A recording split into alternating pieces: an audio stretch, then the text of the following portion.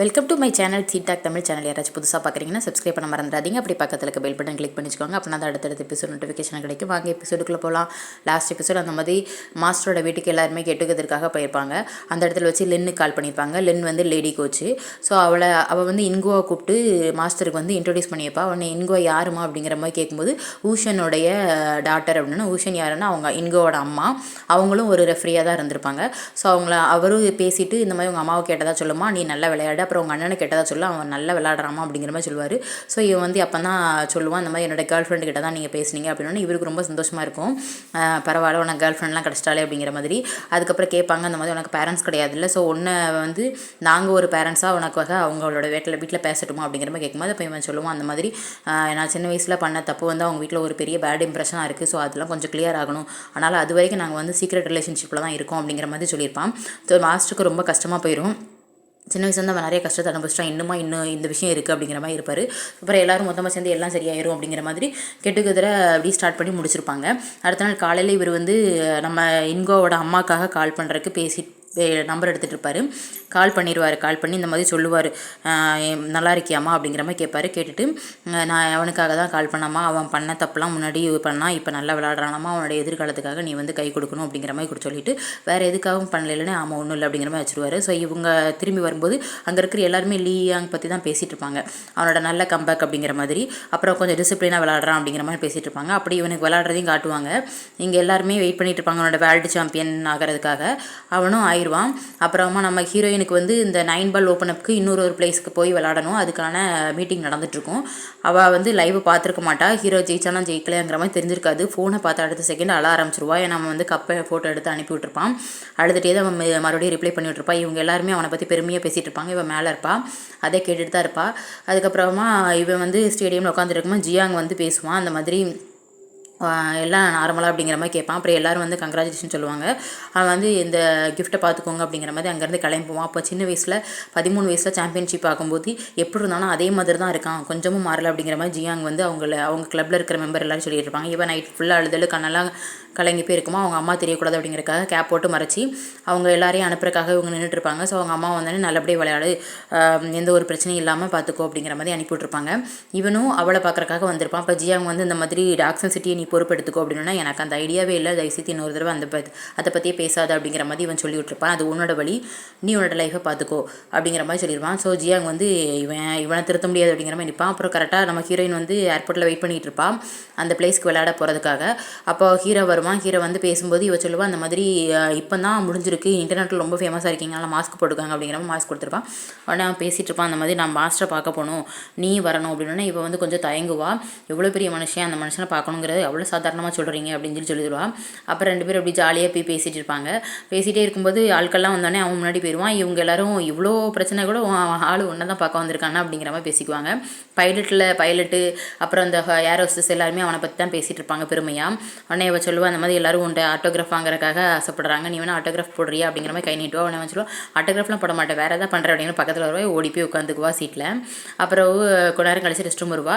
இவன் நைட்டு இவ தூங்கிட்டு இருப்பாளா. உடனே அந்த இடத்துக்கு வருவான். வந்துட்டு இந்த மாதிரி சொல்லுவான், முதல்ல மேட்ச் விளையாடும்போது நீ எனக்காக டெடிகேட் பண்ணது ஞாபகத்தில் இருக்கா, இப்போ நீ தான் என்னோட குயின் அப்படிங்கிற மாதிரி சொல்லிட்டு எல்லாத்தையும் சொன்னோன்னே இவள் கொஞ்சம் எனக்கு படபடன்னு வருது அப்படிங்கிற மாதிரி சொல்லிட்டு இருப்பான்.